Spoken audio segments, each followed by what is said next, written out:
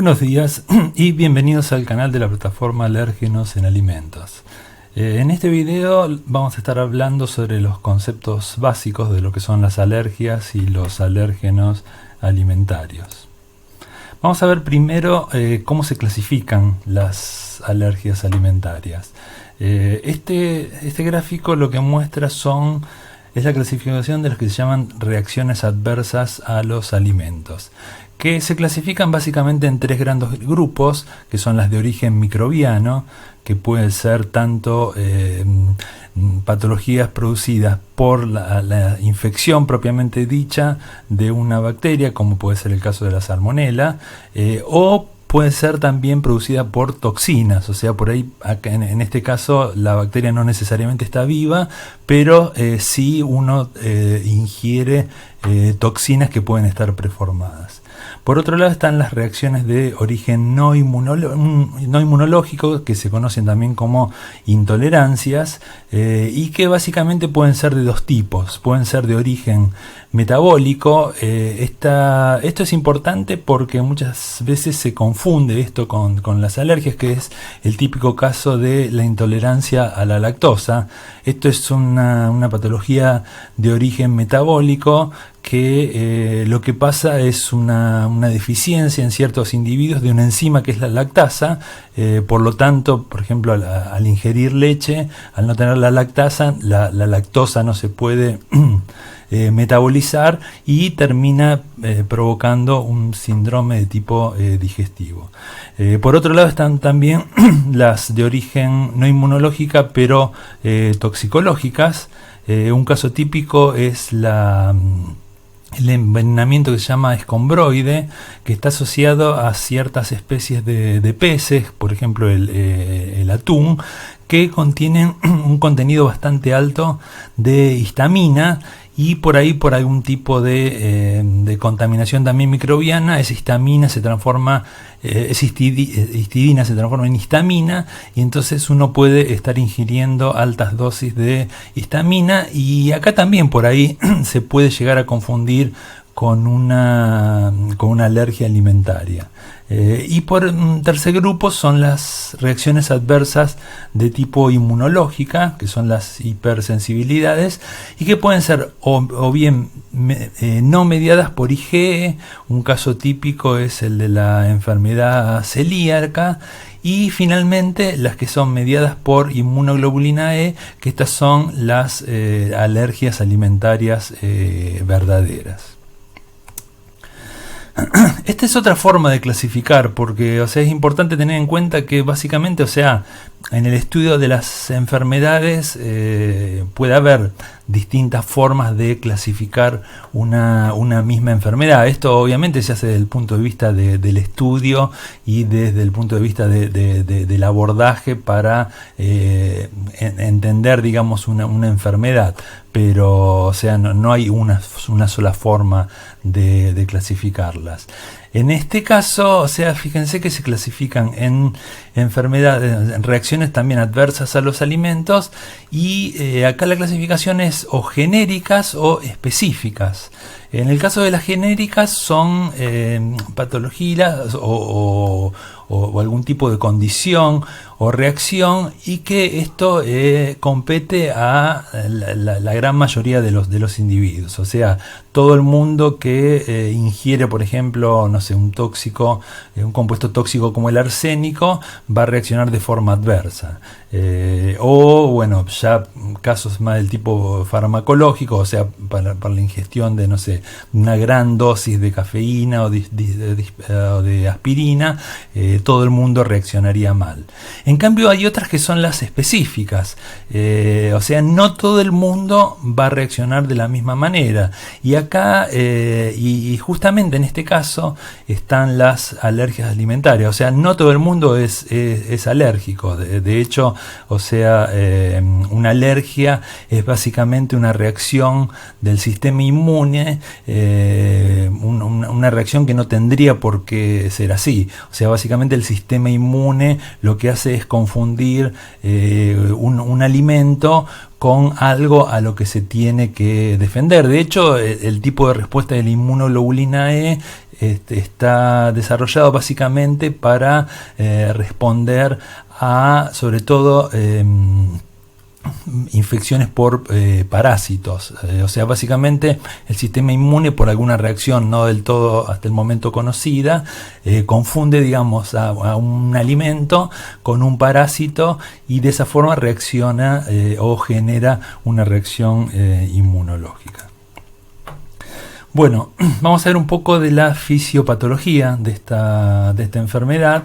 Estos son lo que se conocen como elementos particulados de la sangre. Básicamente en la sangre, además del plasma, todos tenemos estos tipos celulares, que son por un lado los glóbulos rojos, y por otro lado lo que conocemos como glóbulos blancos, que a su vez se dividen en distintos tipos.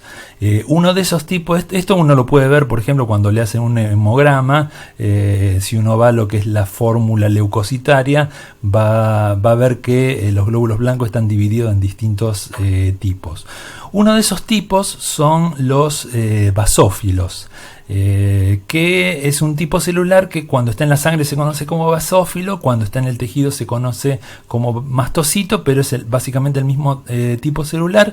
Y una característica importante que tienen estos tipos celulares es que tienen una cantidad bastante importante de mediadores químicos en su interior, en vacuolas.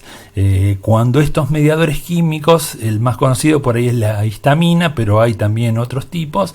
Entonces ahora vamos a ver de qué forma esos mediadores químicos se pueden llegar a liberar en algún tipo de condición, y eso es lo que provoca un tipo de reacción que cuando está muy exacerbada lleva a algún tipo de patología. Bueno, acá están los basófilos, y acá está representada básicamente cómo se desarrolla una alergia.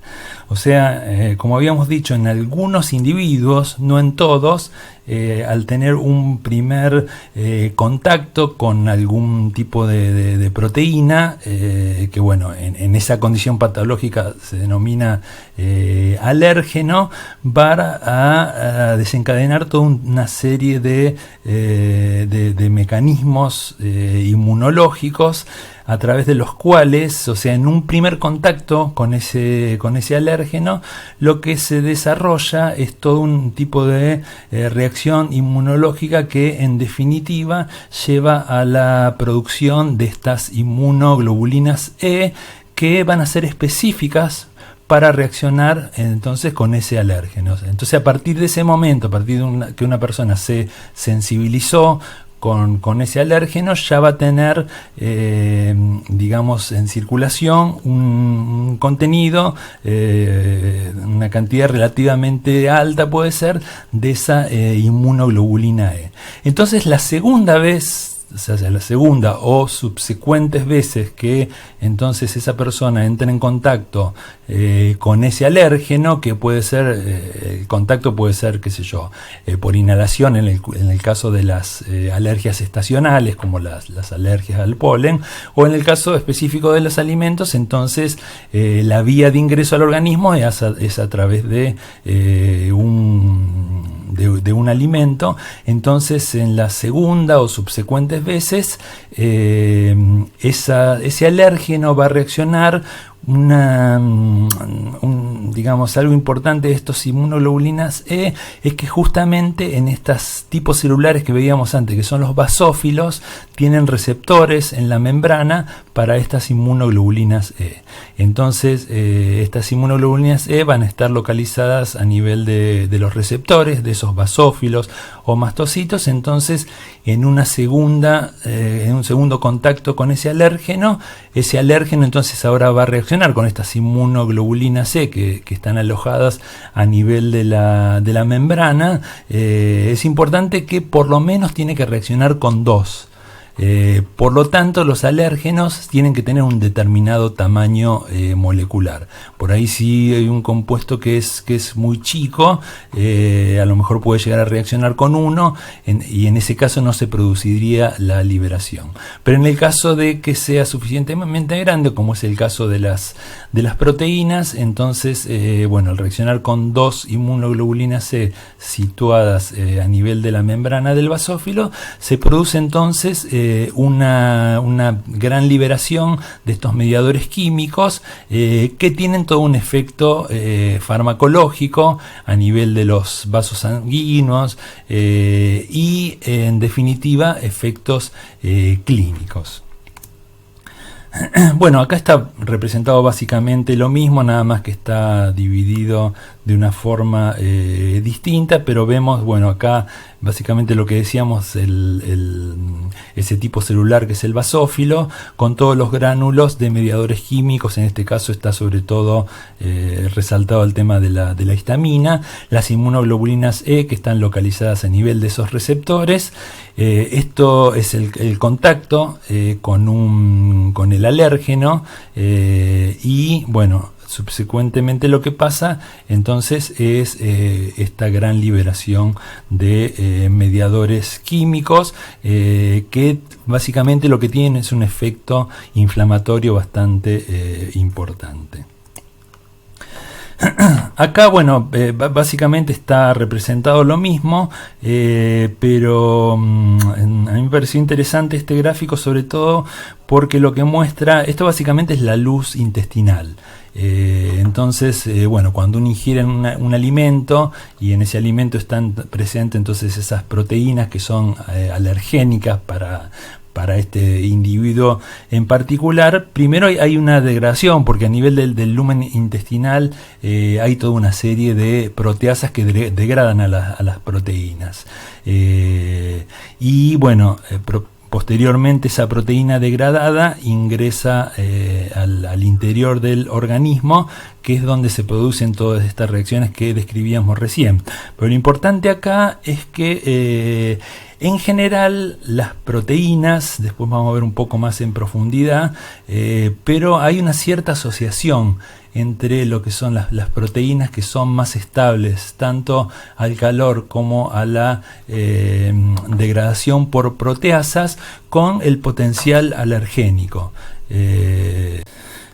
Entonces las proteínas que son como decíamos anteriormente, las proteínas, hay una asociación entre lo que son las proteínas más resistentes a la hidrólisis por proteasas o que son más termoestables, en general tienen una mayor chance de que sean alérgenos. Esto no es una relación totalmente directa, o sea, hay proteínas que son termoestables y no necesariamente son alérgenos, y hay alérgenos que por ahí no necesariamente son termoestables o resistentes a las proteasas, pero hay una cierta asociación porque al ser más resistentes a las proteasas tienen una mayor probabilidad, digamos, de ingresar al organismo en una porción, digamos, mayor de esa proteína. O sea, si la proteína está muy degradada, como veíamos anteriormente, para que sea un alérgeno, por lo menos tiene que reaccionar con dos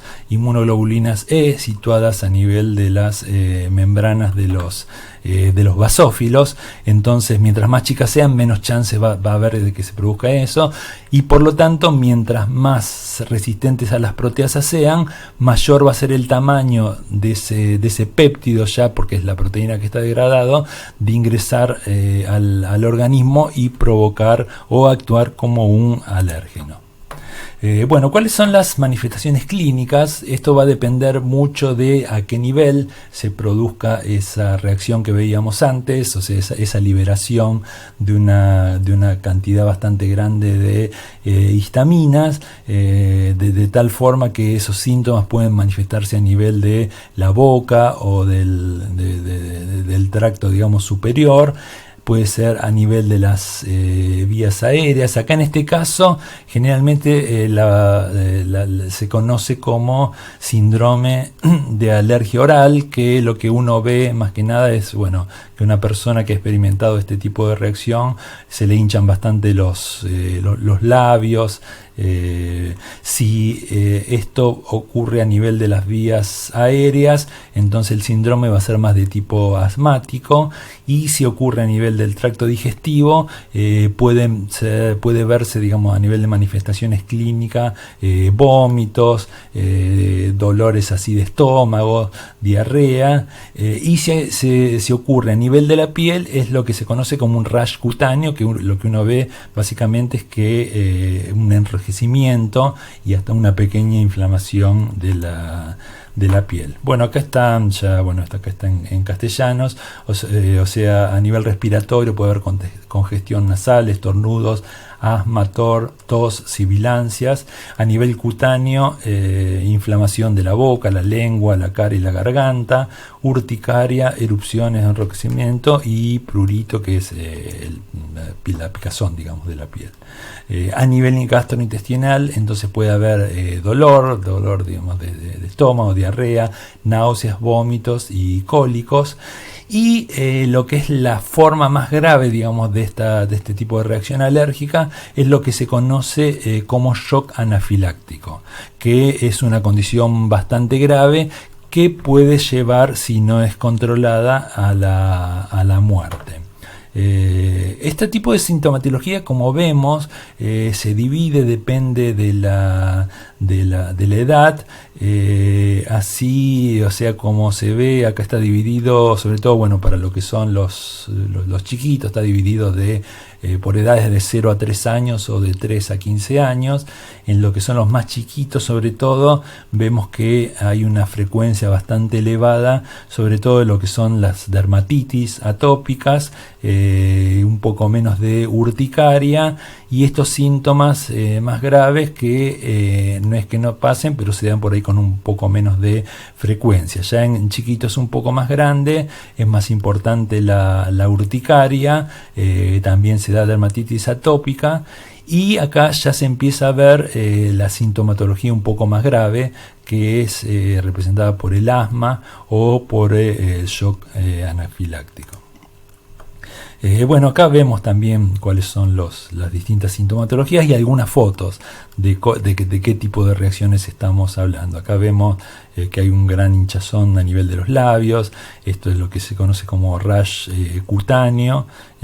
Acá se ve en un chiquito, y que puede pasar, digamos, a nivel de las distintas partes del cuerpo. Bueno, hablamos entonces del shock anafiláctico, que es la forma más grave que puede llevar a la muerte, y porque este es un tipo de reacción sistémica, o sea, una reacción que se da, ese mecanismo que veíamos de una gran liberación de mediadores químicos, sobre todo de histamina, pero que esto pasa en más de un órgano.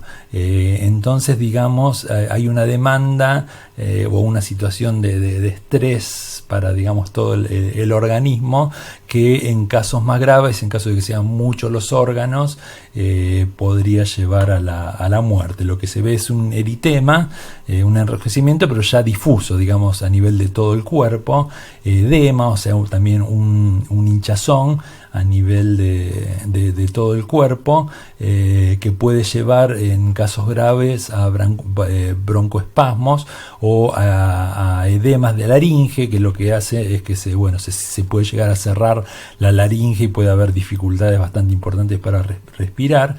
Esta, que es una en realidad, de los procesos más graves de todo, que es una hipotensión, porque lo que hacen las histaminas es producir a nivel, digamos, sobre todo de los vasos sanguíneos, una extravasación, y por lo tanto hay una caída bastante importante de la presión arterial, que puede llevar, digamos, para el organismo, para compensar, digamos, puede llevar a una gran demanda del corazón, produciéndose arritmias cardíacas y hasta pérdidas del conocimiento, y, como decíamos, en los casos más graves, directamente a la muerte.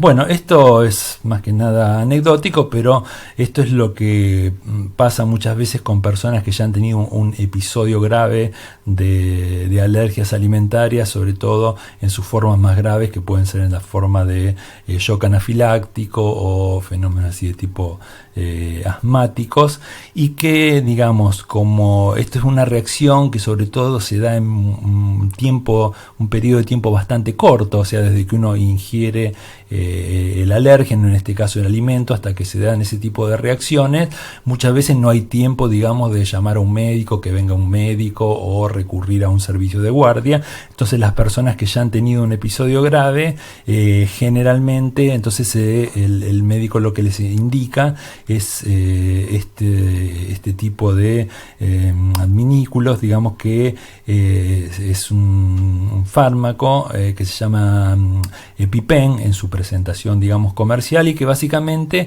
es una inyección, una autoinyección que uno se da de epinefrina, que es uno de los tratamientos más efectivos, digamos, para disminuir toda esa reacción generalizada. Entonces básicamente una persona tiene que estar siempre llevándolo o teniéndolo a mano a esto, y cuando se está dando cuenta que está teniendo una reacción así grave, lo que hace, bueno, le saca el capuchón y se da una autoinyección, y de esta forma puede llegar a salvarle la vida.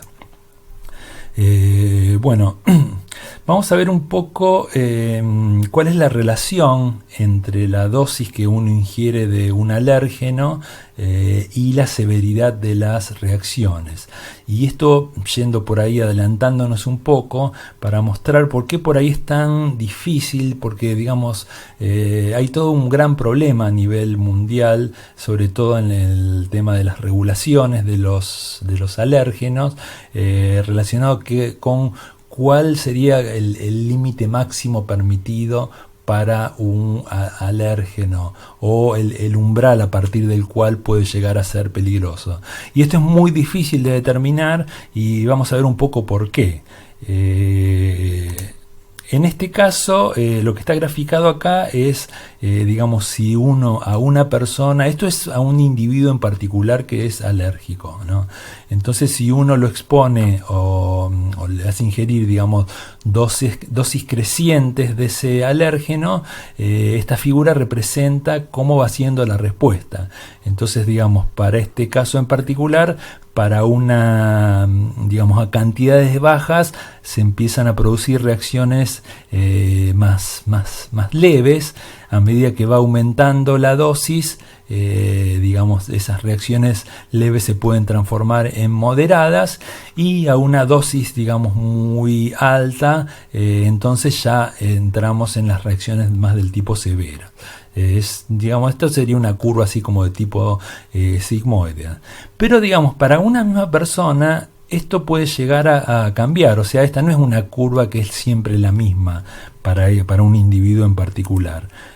O sea, podría producirse alguna reacción, algún tipo de, por ejemplo, acá la curva ha cambiado por alguna condición, por ejemplo, no sé, la ingesta de alcohol, una condición que tenga a su vez, puede ser un individuo que sea alérgico, pero también asmático. Entonces, si tiene, digamos, en desarrollo ese proceso asmático, esta curva puede cambiar. O, por ejemplo, hay algunos alérgenos, por ejemplo, el trigo, que es bastante común que se exacerbe la reacción si hay una combinación con un ejercicio intenso. O sea, esa persona alérgica ha hecho un ejercicio intenso, ya sea antes o después de haber estado expuesto, por ejemplo, al trigo, y en este caso la curva cambia. O sea, digamos, uno ve que lo que antes, digamos, no le hacía mucho, o digamos, la reacción era de tipo moderada, como en este caso, para la misma concentración de este alérgeno, ya empieza a cambiar y a producirse una reacción de tipo moderada. Y acá fíjense que en un estado normal a lo mejor seguía siendo una reacción leve, y en este caso la reacción pasa a ser severa. O sea, para la misma cantidad ingerida, esta curva, digamos, ya cambió. O puede darse el caso contrario, por ejemplo, qué sé yo, si por ejemplo la persona ingirió un antihistamínico, entonces lo que antes, digamos, le producía una reacción severa, para la misma concentración, en este caso, digamos, el efecto acá sería más benéfico. Pero lo importante acá de resaltar es que vemos que para una misma persona sería muy difícil determinar a partir de cuándo la reacción, a partir de qué concentración o de qué cantidad ingerida del alimento esa reacción empieza a ser o moderada o grave. Así que imagínense, si para una sola persona, para una misma persona es difícil de determinar, mucho más difícil es para toda una población de individuos alérgicos, ¿no? Para de alguna forma tratar de dejarlos protegidos. En general, en este tipo de trabajo lo que se intenta hacer es ver, esto ya no representa un individuo, sino a nivel de la población. Esto representaría una población de individuos alérgicos a determinado alimento o a determinado alérgeno. Entonces lo que vemos es que para cantidades bajas, acá lo que se grafica entonces la proporción de reacciones alérgicas. O sea, hay individuos que son muy sensibles, entonces ante cantidades muy bajas ya empiezan a reaccionar. Acá en esta curva no muestra la severidad de la reacción, pero sí lo que muestra es cuándo se empieza a reaccionar. De esta forma, digamos, ante cantidades bajas hay una porción de la población que es muy sensible y ya empieza a reaccionar. Esta es una curva del tipo acumulativa, ¿no? Ante cantidades, digamos, un poco, o sea, ya ante cantidades crecientes, ya es una proporción más alta de la población que empieza a reaccionar. Este sería el valor a partir del cual la mitad de la población ya reaccionó, la mitad de esa población alérgica, y obviamente si aumentamos mucho las dosis, llegamos a un momento que llegamos al 100%, ¿no?, de esa población. Este tipo de curva sería en lo que se habría que basarse para ver, digamos, cuál sería el nivel admisible. Pero hoy por hoy, digamos, si bien se ha avanzado mucho, todavía en las legislaciones, en la gran mayoría de las legislaciones, no están determinadas cuál es el valor, digamos, o la concentración de un alérgeno a partir del cual ya pueden reaccionarse. Lo que trataría uno de buscar es, por ejemplo, dejar protegida por lo menos al 90% de la población, porque, digamos, esto sería muy difícil de dejar protegido a todo, porque esta es una curva de tipo asintomática. O sea, esto, fíjense, casi cero, y ya hay alguna porción de la población más sensible que estaría reaccionando. Y el caso se complica mucho más si este sería más o menos algo similar a lo que veíamos en el gráfico anterior, pero como vemos, para los distintos tipos de alérgenos, cada alérgeno a su vez tiene una curva característica. Entonces, esto es un poco para explicar por qué es tan complicado, digamos, llegar a estos valores umbrales o a estos límites. Vemos que para algún tipo de alérgeno la cantidad a partir de la cual se empieza a reaccionar es relativamente alta, y otros alérgenos como el maní o el huevo, las cantidades a partir de la cual las personas pueden empezar a reaccionar es muy baja. Fíjense que aquí estamos hablando, esto está en miligramos de proteínas, estamos hablando de 0,1 miligramos de proteína, lo cual es una cantidad muy baja si uno tiene en cuenta que estos son alimentos, digamos, esto no es una micotoxina o una contaminación. Bueno, ¿cuáles son los alérgenos? En realidad, digamos, se han reportado un montón de alimentos pueden ser potencialmente alergénicos, o sea, hablando de 160, 180, pero de todos esos alérgenos o alimentos alergénicos, hay 8 que son los que están más focalizados, digamos, por las legislaciones, porque estos 8 alérgenos explican aproximadamente el 90% de las reacciones alérgicas graves. Entonces, generalmente estos que se conocen como los grandes 8, que son los crustáceos, los peces, la leche, los huevos, la soja, el trigo, maní y todo lo que son frutos secos como las nueces, pecanes, avellanas, castañas, ese tipo de alimentos.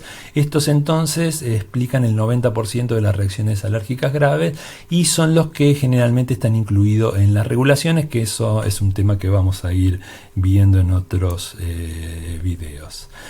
Bueno, hablando un poco de cuál es tanto la incidencia como la prevalencia de las alergias, para que se tenga una idea, si bien, digamos, no es tan fácil obtener estos datos, porque a diferencia por ahí de muchos otros tipos de patologías, como pueden ser, bueno, hoy en día que está de moda el coronavirus, obviamente si un médico se topa con un paciente con coronavirus o con muchas enfermedades infectocontagiosas, tiene que obligatoriamente informar de esa condición, sobre todo, bueno, en países que llevan estadísticas bien serias, como en el caso de Estados Unidos.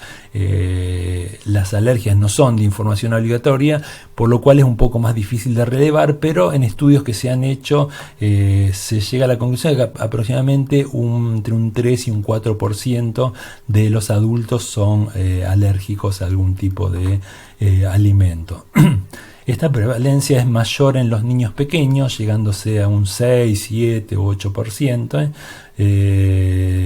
Algún tipo de alergia que se da sobre todo en los más chiquitos, en los bebés recién nacidos y hasta los 3 años de edad, que las más frecuentes son el huevo y la leche, pues también coincide con el tipo de alimentos que ingiere. Un gran porcentaje de estas alergias a partir de los 2 o 3 años desaparecen. Otro porcentaje no, pero bueno, en particular, digamos, el huevo y la leche de vaca es bastante común que un chiquito sea alérgico a estos alimentos y después, a partir de los 2 o 3 años, esa alergia se supere. En cambio, hay otros tipos de alimentos como los frutos secos, legumbres, pescados y mariscos. Generalmente, una persona que es alérgica a esto va a seguir siendo alérgico durante toda su vida. Bueno, en números ya más absolutos, estos por ahí números ya tienen unos años, pero igual me parece que son importantes para graficar. Por ejemplo, en los Estados Unidos aproximadamente hay 11 millones de personas alérgicas, 2 millones de los cuales son niños en edad escolar. Aproximadamente unos 6,5 millones son alérgicos a pescados y mariscos, que son los que tienen mayor prevalencia. Unos 3 millones son alérgicos a maníes y nueces, que estos dos tipos de alimentos en general son los más peligrosos porque son los que con más frecuencia provocan shock anafiláctico. Todo esto se calcula que aproximadamente hay unas 30.000 emergencias por año debido a las alergias alimentarias, y aproximadamente son unos 150 o 200 muertes por año en los Estados Unidos debido a esta patología. Bueno, acá está cómo está un poco dividido por tipo de alimento. Fíjense los que comentábamos antes, que los que tienen una gran frecuencia son los en adultos, pescados y mariscos, y maníes también, y en niños menores de 3 años sobre todo la leche y el huevo. Y bueno, también los maníes, sobre todo en el caso de Estados Unidos, ¿no?, que es mucho más frecuente el consumo de este tipo de productos como la mantequilla de maní. Por ahí en nuestro país por ahí eso no es tan frecuente. Bueno, otra cosa también, como comentaba antes, se conocen aproximadamente o se han reportado una gran cantidad de alimentos como potencialmente alergénicos. Estos son los que nombramos antes, que son los conocidos como los grandes ochos, pero fíjense que cuando uno hace este es un estudio que se ha hecho en Francia sobre la prevalencia, y fíjense que no necesariamente coincide, porque esto decíamos que explicaban el 90% de los casos de alergia grave. Pero hay otro tipo de alimentos, bueno, típicamente el caso de las frutas que pertenecen a la familia de las rosáceas, como son manzanas, duraznos y ciruelas. Fíjense que hay un gran porcentaje de alergias, igual que el caso de las hortalizas. O sea, no necesariamente la prevalencia de alergia a distintos alimentos coincide con los grandes 8, pero como decíamos, esto explica los casos más graves y por eso son las que están focalizadas en las regulaciones. Bueno, esto algo habíamos hablado antes, cuáles son las características en general de los alérgenos. Esto, como yo decía antes, no es lineal, digamos, no es que todas las proteínas que tienen, o sea, los alérgenos en su gran mayoría, en su inmensa mayoría, son proteínas. Más de un 90% de los alérgenos son proteínas, pueden llegar a ser hidratos de carbono, pero más que nada son los que están más en foco, son obviamente los alérgenos proteicos.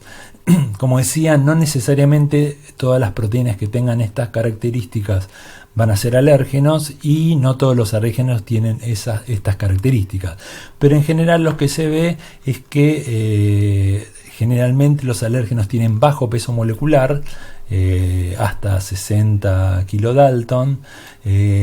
Muchos de ellos son glicoproteínas solubles en agua y estables en medio ácido. En medio ácido quiere decir también que son estables a los procesos hidrolíticos, como puede ser también el producido por una proteasa. Y esto, como veíamos antes, mientras más resistente sea una proteasa a una proteína, más chances va a tener de ingresar al organismo como un péptido más grande, o incluso muchas veces como ingresa directamente la proteína, y más chances va a tener de desencadenar, de comportarse como alérgeno y de desencadenar esa reacción que veíamos que se daba a nivel de la superficie de los basófilos y mastocitos, que necesitaba reaccionar con 2 inmunoglobulinas C, ¿no? Y lo que se ve también que la conformación proteica tiene importancia en la estabilidad.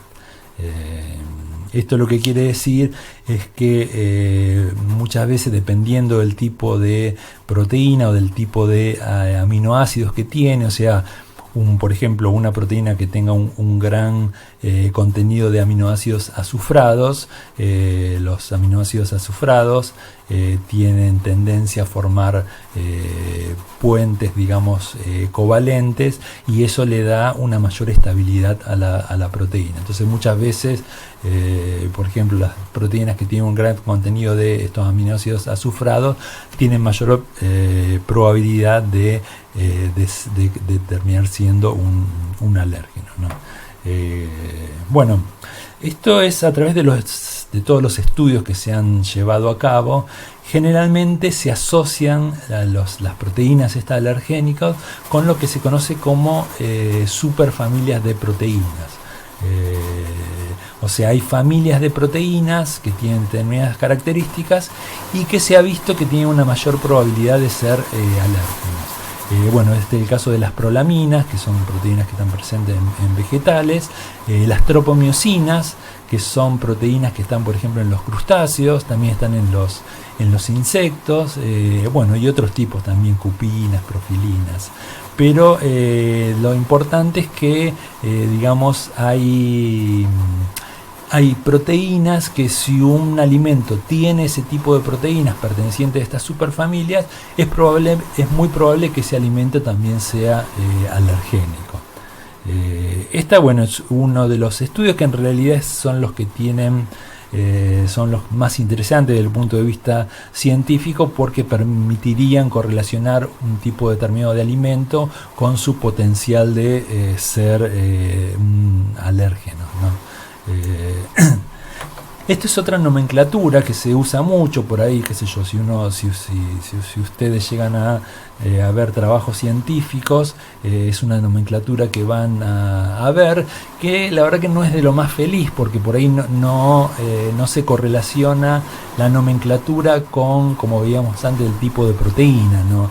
Esto básicamente la nomenclatura de esta propuesta, que todavía se usa y se usa bastante, es utilizar el nombre del nombre científico, las 3 primeras letras del género y la primera letra de la especie, y esto es básicamente, el número es el orden en el que se han ido descubriendo, ¿no? Con lo cual por eso no tiene mucha correlación con la parte bioquímica de la proteína. Entonces, por ejemplo, una de los alérgenos, de las proteínas alergénicas del maíz, es la ARH1.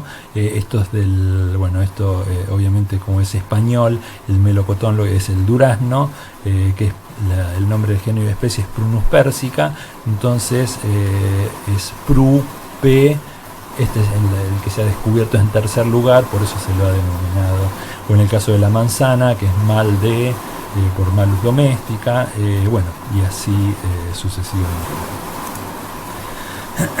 Bueno, finalmente, para considerar, porque hablamos antes que las alergias alimentarias no es un problema de toda la población, o sea, son solamente, como veíamos antes, en el caso de los adultos un 3 o 4%, que ya de por sí es significativamente más grave.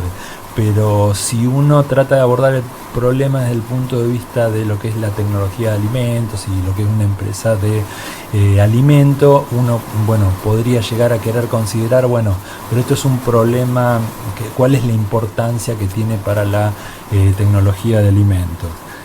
Entonces, como decíamos antes, los consumidores alérgicos son aproximadamente un 3 o 4% de la población, que ya de por sí es una cantidad bastante importante, pero uno también tiene que considerar otras cosas, ¿no? El tema de los familiares inmediatos, compañeros de escuelas, guarderías, compañeros de trabajo, porque por ejemplo en un hogar donde hay un chiquito que tiene una alergia grave, por ejemplo, al maní, es probable que en ese hogar, que a lo mejor está constituido por bastantes integrantes, 3, 4, 5, 6, es probable que ese hogar directamente no ingrese el maní.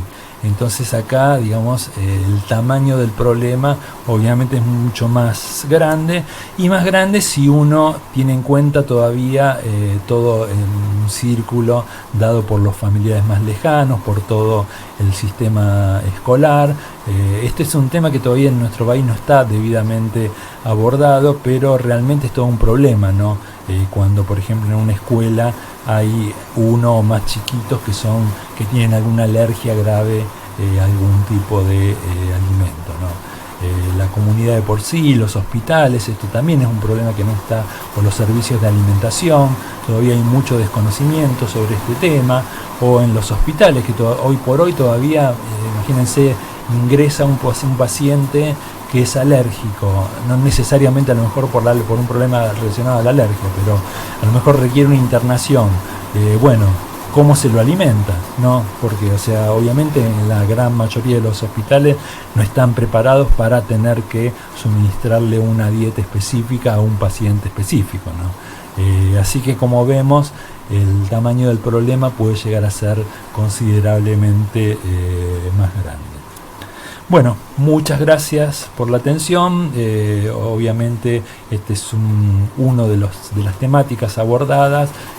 Vamos a hacer también más videos, hablando de esta temática. Mi nombre es Gustavo Polenta, yo trabajo en el INTA y también formo parte de lo que es la plataforma Alérgenos en Alimento, que acá tienen el sitio web donde pueden tener más información. Incluso hay una cuenta de Facebook asociada a la plataforma Alérgenos en Alimento, a donde se pueden suscribir e ir recibiendo información sobre la temática. Muchas gracias entonces, y nos veremos en los próximos videos.